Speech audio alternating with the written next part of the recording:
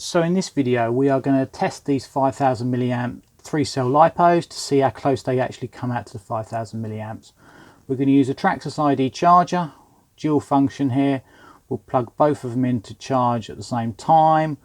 We'll select the 4 amp, which is the maximum charge rate for this charger, and we'll let them see how they charge up. We've selected the balance function. I always use the balance function because what that does, that makes sure every cell is up to 4.2 volts. If you just set it to fast charge, when it detects one of the cells at 4.2 volts, it will stop charge and you'll end up with an unbalanced pack. So you can see there you've got the three options. You've got the balance, the fast and the storage. I always use the balance, as I say, always use the balance or the storage function when you get to the storage part.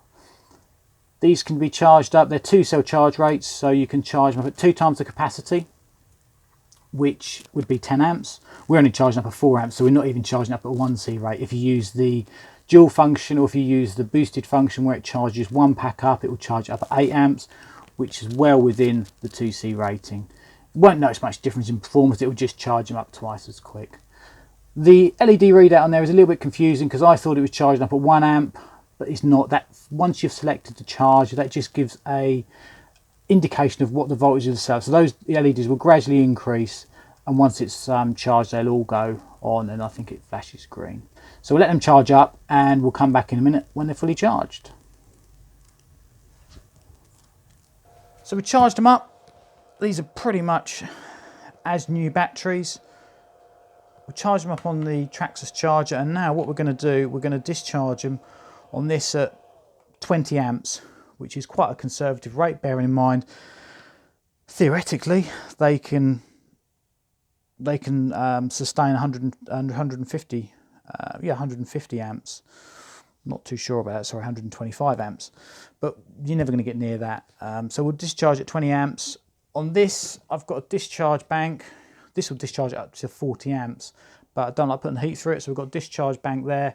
Normally have a couple of fans on it, which I will run when the camera stops, but I don't want to put them on now because of the noise, and I don't want to run discharge vamps through this because it just gets too hot.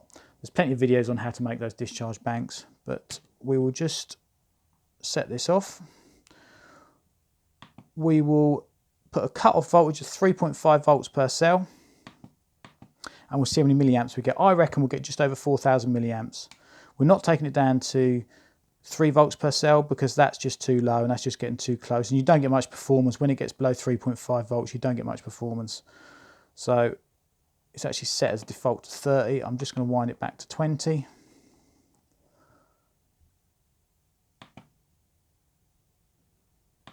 And we'll see what that does. You can see the voltage readouts here. It drops down. It will drop down to about 3.9, 3.8 quite quick. Then it should level off a bit and give quite a sustained amount of voltage from there. So this will go into a lipo bag again in a minute. We'll see how it goes, and then we'll come back in a minute. Okay, so first battery discharge is complete. I don't know if you can see that very well. We've got 4,449 milliamps, which is actually pretty good. I mean, that's coming out only a little bit short of 5,000, and that was a cut off at 3.5 volts per cell. So that's a really good battery pack. That's going to be a good one. One other thing we can look at, again, I'm not 100% sure if you can see that clearly, but is the actual internal resistance of the battery. The lower the internal resistance, the more punch the battery's got. To get those figures on there, we're under 3, 2.9, 1.9 and 2.9 for 3 cells, each of the 3 cells. That is really good. So they're good packs. These packs are not that cheap, but you are paying for the quality. I had some of these cheapy from a well-known marketplace, and they didn't come in anywhere near 5,000 milliamps. They were about 3,000. I had another slightly smaller set, and they were barely over 2,000, but they all were rated, according to the paperwork, at 5,000. They were nowhere near it. So to a degree, you are getting what you pay for. So that's that one done. What we will do now is put the second pack on, see what that pack comes in at.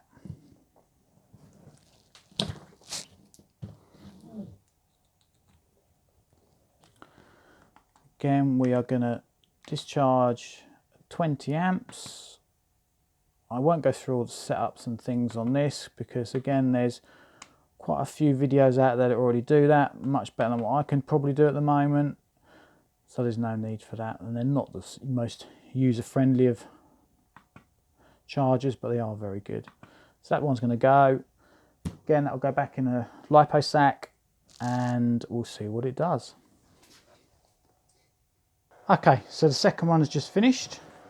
Still in the lipo bag. And again, this one's actually come out even slightly higher, 4.9, so that's very, very near the rated capacity, which is good. The internal resistance is slightly more, there's a larger spread. We're at 3.5, 1.5 and 2.7, but that's still good batteries. I mean, I'm quite impressed with them. They've really come out well.